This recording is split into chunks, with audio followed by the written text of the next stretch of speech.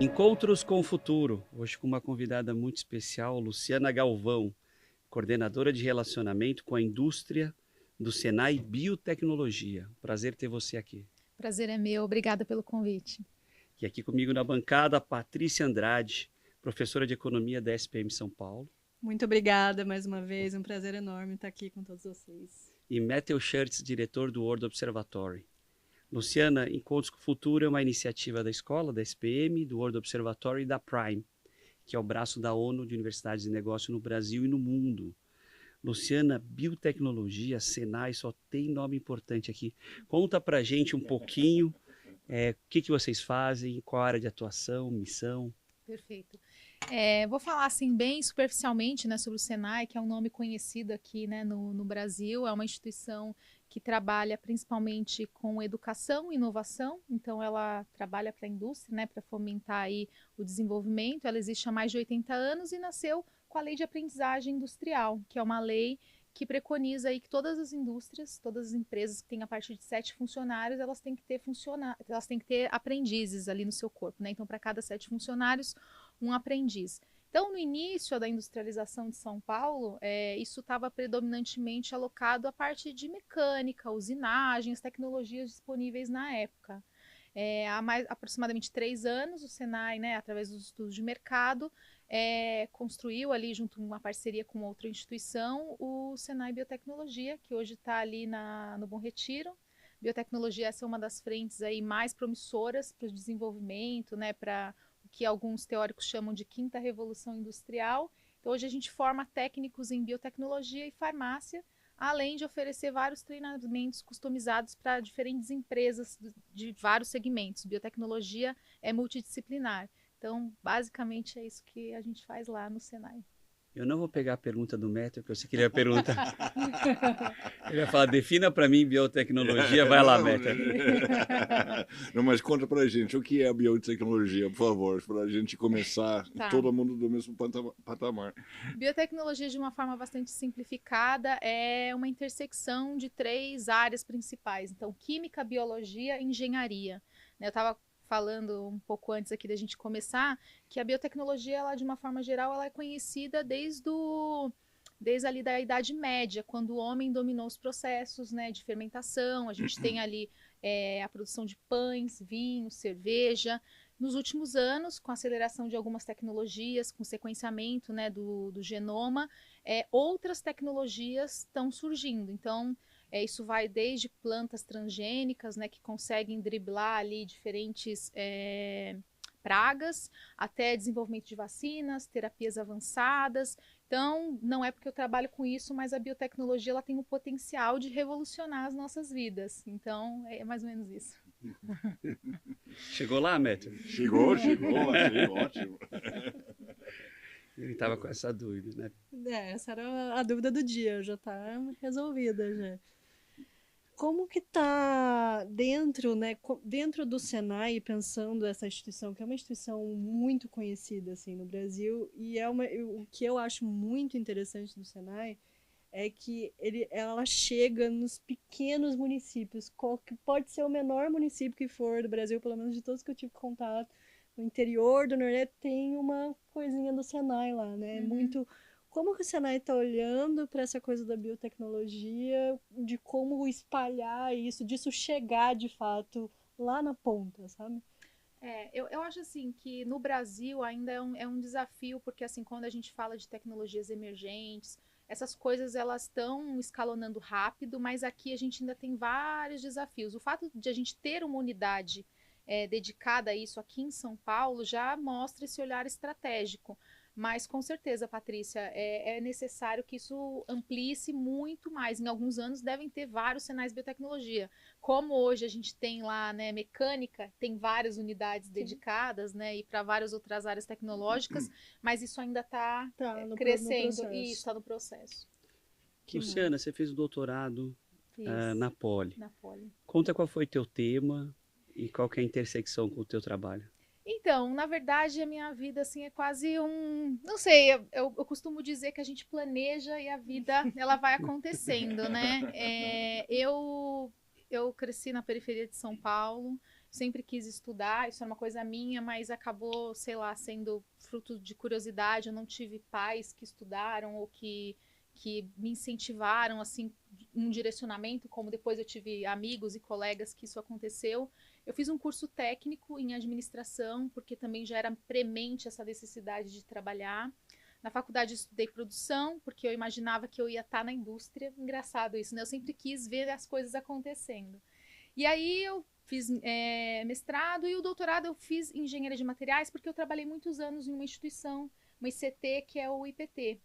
E eu trabalhei muitos anos com materiais plásticos. Eu trabalhava num laboratório de química orgânica. E, curiosamente, quando eu estava definindo o tema do meu doutorado, surgiu essa questão dos microplásticos. E eu era muito, como que eu posso dizer, experiente na questão da detecção, identificação de tipos plásticos. Então, eu desenvolvi um método para a detecção de microplásticos atmosféricos. E esse foi o tema do meu doutorado. Que é um problema global. Sim, é um problema global. E a questão é como essas partículas elas estão em todos os lugares, né? Dada a prevalência desses materiais, acabei trabalhando com isso. A biotecnologia surgiu desse meu trabalho no Instituto. Tem um laboratório de biotecnologia que foi assim, um dos pioneiros no Brasil. Então, eu, depois de alguns anos como pesquisadora, eu fui gerente de negócios. Então, acompanhei alguns projetos, mas mais na parte de gestão mesmo, com as empresas, instituições.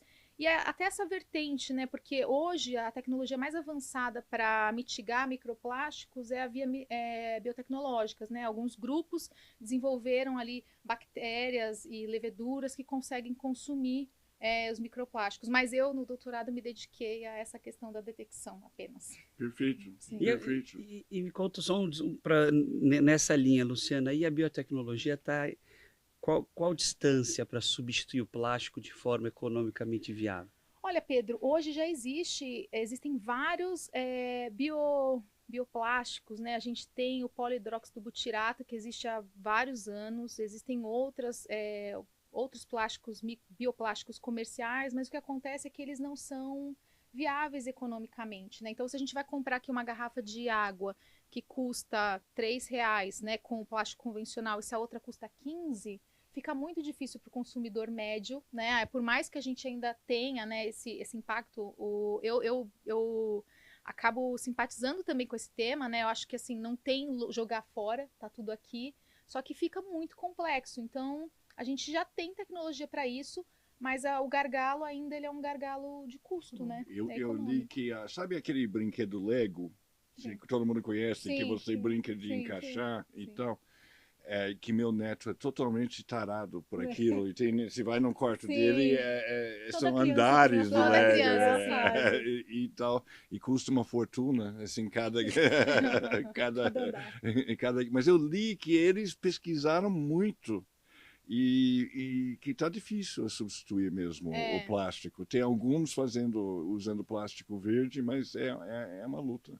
É uma luta.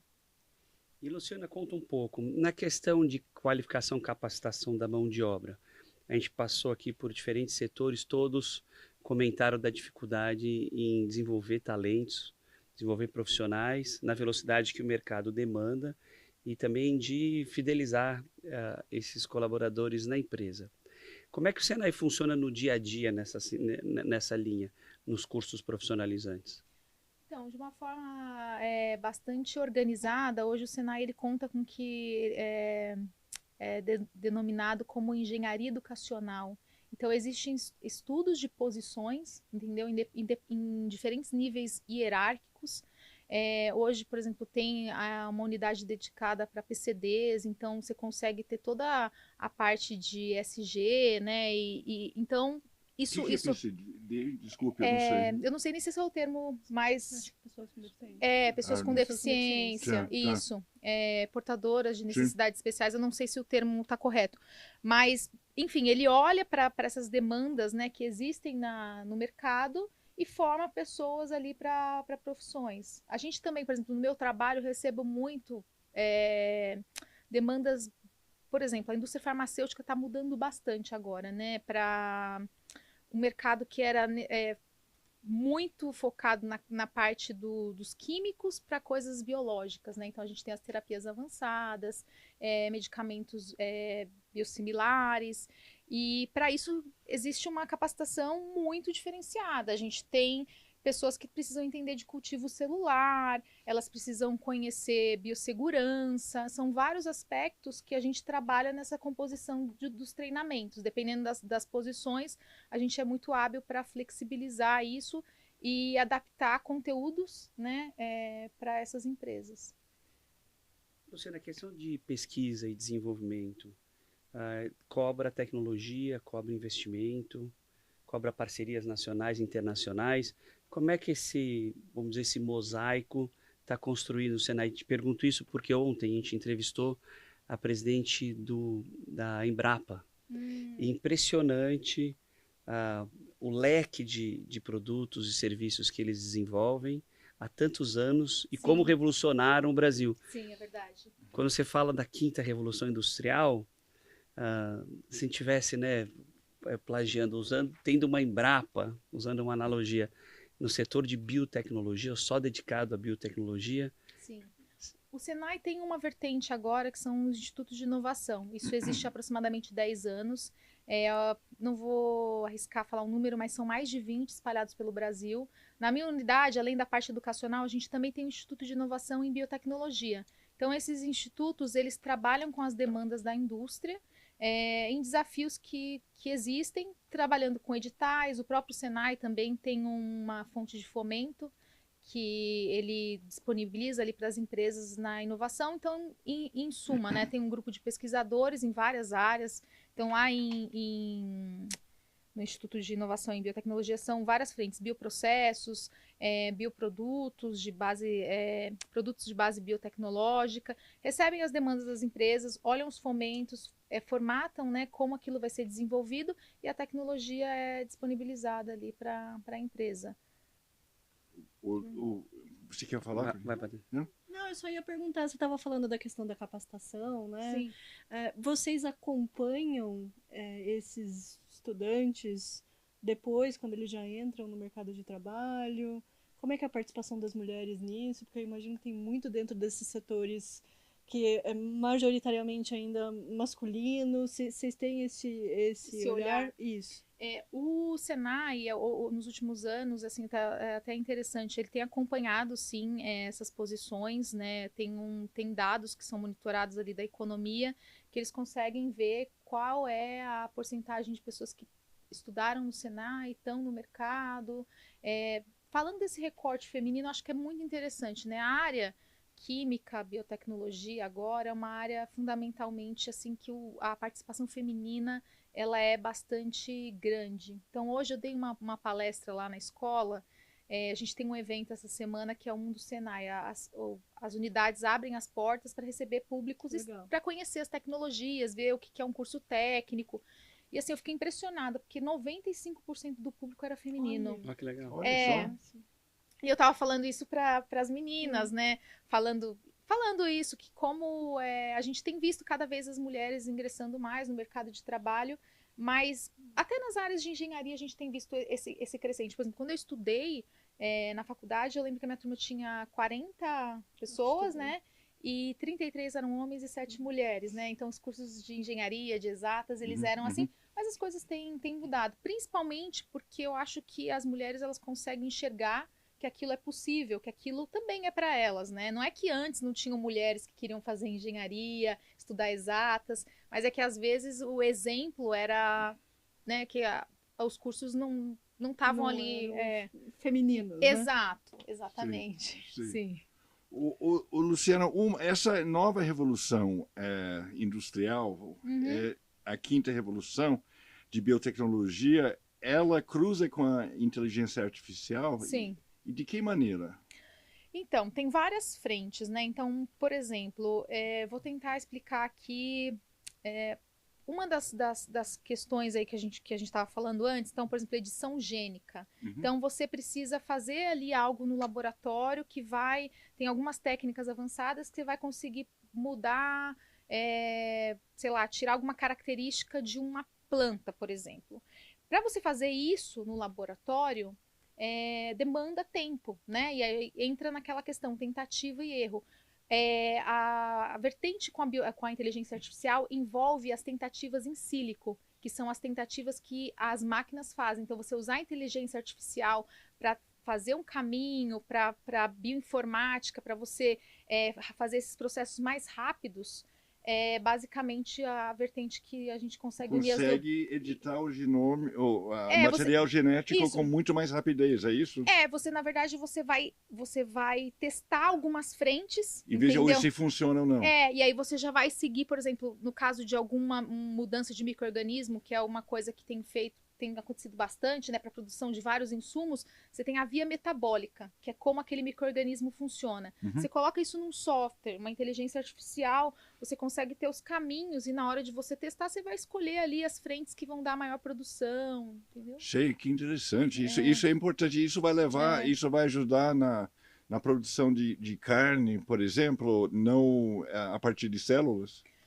É possível, eu acredito que sim, mas não se eu afirmar assim seria, principalmente nessa questão dos bioprocessos, né? Você usar micro-organismos é uma das vertentes. Para a produção cultivo celular, eu nunca li nada sobre isso, mas dadas as infinitas possibilidades que a inteligência artificial traz, não seria alguma coisa absurda mesmo não de pensar. Sim. E Luciana, quais são os objetivos ou que problemas vocês estão no planejamento de vocês de futuro, desenvolvimento de novas tecnologias na área de biotecnologia, o que o Senai tem no radar para os próximos anos?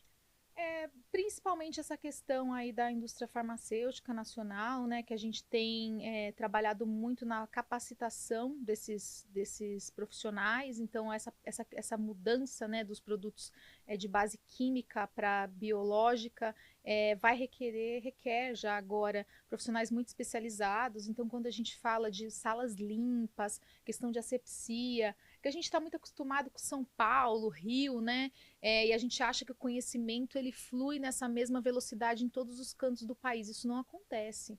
Então, a gente recebe hoje aqui em São Paulo já demandas de vários estados do Brasil para treinamentos que são operação de bioreator, coisas muito especializadas, mas que dessa capacitação depende a nossa autonomia em saúde, né? Então, a gente viu o que aconteceu na pandemia.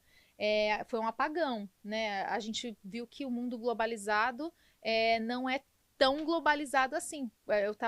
Tive uma reunião em alguma instituição bastante importante nessa questão da saúde nessas últimas semanas, e um dos diretores comentou, ele falou assim, a gente tem ali fornecedores dos Estados Unidos, de vários lugares, e eles bloquearam assim as remessas para o Brasil, porque primeiro precisava atender o público, né, daquele país, no mercado interno.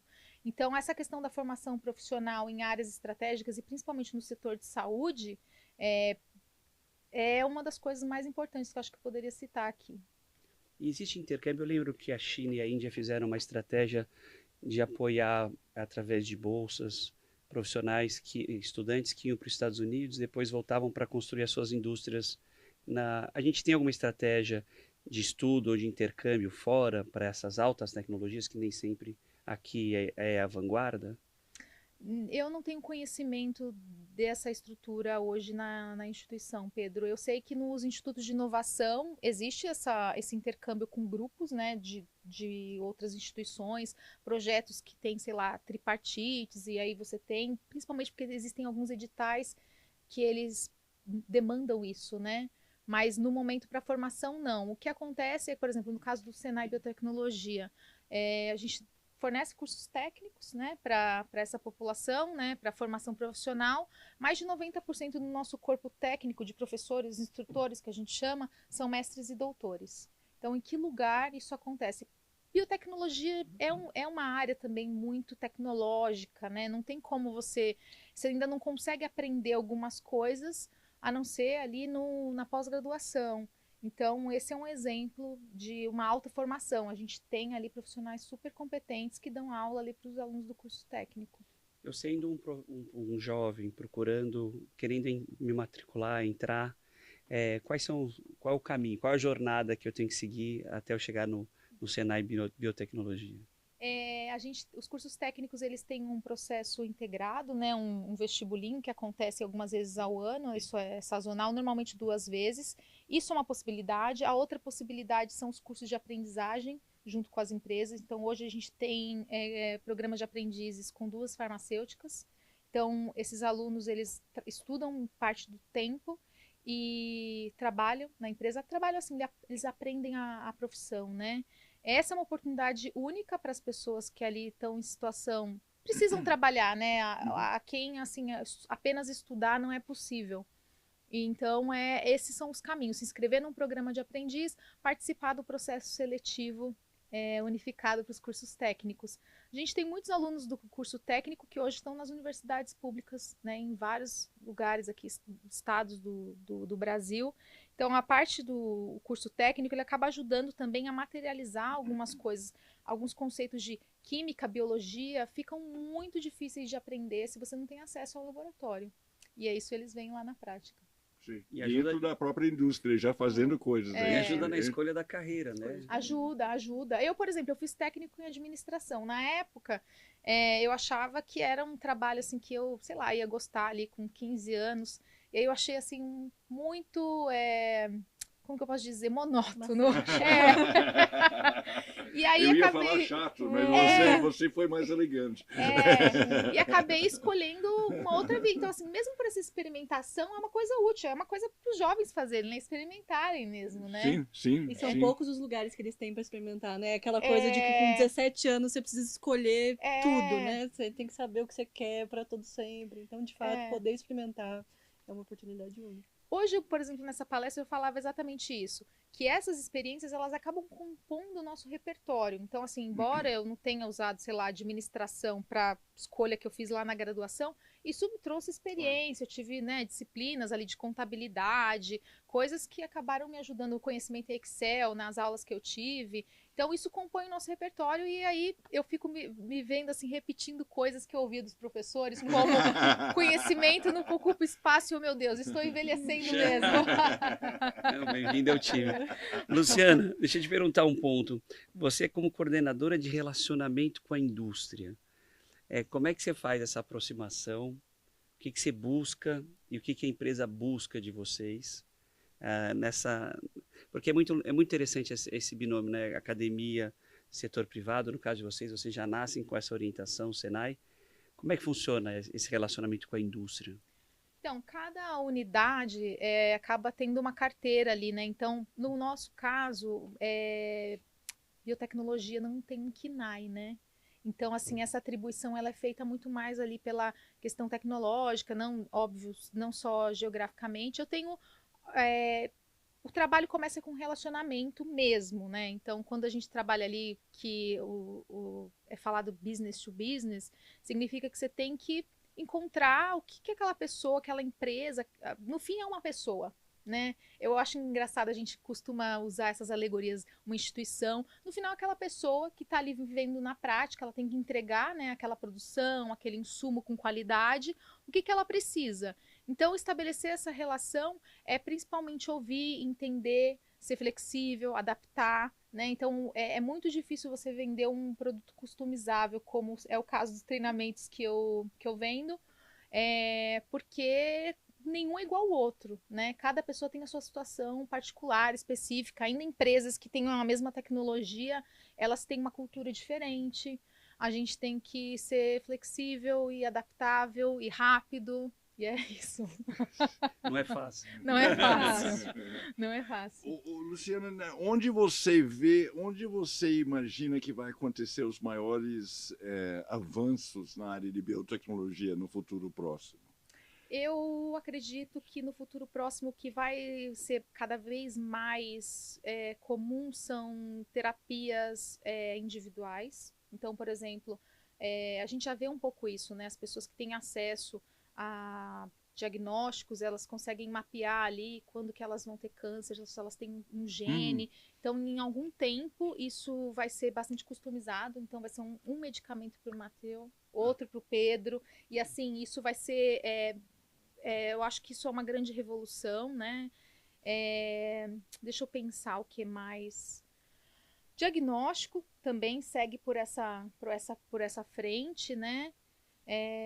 Eu acabo pensando mais nesse contexto da saúde, que eu acho que é uma coisa assim que, e aí pra gente aqui no Brasil, né, é um desafio, por conta de todas essas barreiras tecnológicas que a gente precisa vencer ainda. Porque a tecnologia é muito cara ainda, é isso? A tecnologia é muito cara, a gente precisa de profissionais especializados em vários degraus, assim, que nem a gente está agora formando profissionais técnicos extremamente competentes, mas a gente precisa criar ali cada vez mais, assim, eu visito empresas com bastante regularidade e eu ouço sempre a falta profissional, a gente não consegue encontrar, a gente treina, os que a gente treina vão embora, então é o desafio de Vão embora para onde? Para outras empresas, para outras empresas, sei. Turnover. É uma disputa. É uma disputa. Sei. É um desafio, de fato, é um desafio mesmo, porque você estava falando isso, eu estava pensando, eu vi uma reportagem agora, não faz muito tempo, não me lembro aonde exatamente, mas é essa biotecnologia, principalmente na área de saúde e diagnóstico, que está a previsão, né, dessa nova geração viver até os 120 anos. Sim.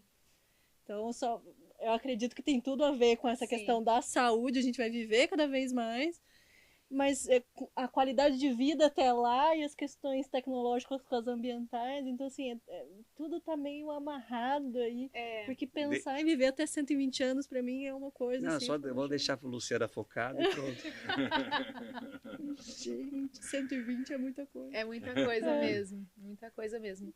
Não, eu acho que, assim, principalmente essa parte da saúde, os maiores avanços, assim, que eu acho que tem mais potencial de revolucionar as nossas vidas, assim, sabe? Sim.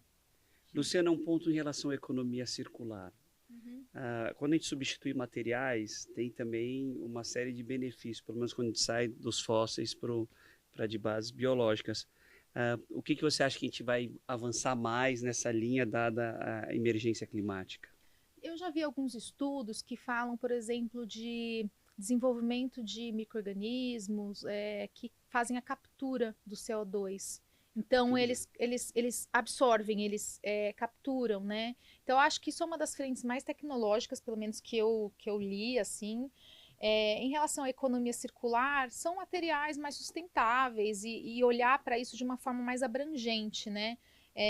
Quem estuda economia circular, eu não tenho tanto conhecimento, aliás, meu conhecimento é bem superficial sobre esse tema, mas eu já li algumas coisas que falam que você precisa realmente considerar todas as etapas, né? Então, por exemplo, às vezes o material ele é um pouco mais sustentável, mas ele tem um custo maior, acaba essa questão do papel e plástico, ou mais recentemente, a isso eu posso falar com um pouco mais de propriedade, alguns insumos que são colocados em plástico que eles falam que degradam o plástico mais rápido. Sim, degradam.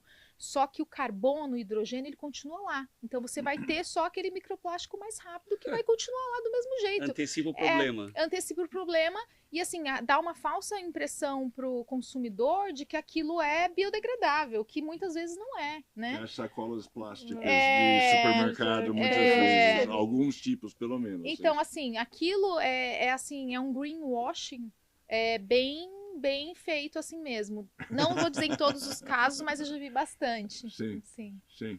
Luciana, foi um prazer enorme te receber aqui, uma aula. Parabéns pelo trabalho, parabéns pelo Senai, né? De certa forma, trabalha com o nosso melhor e principal insumo, que é o brasileiro. Sim. Nota 10, parabéns. Obrigada, gente.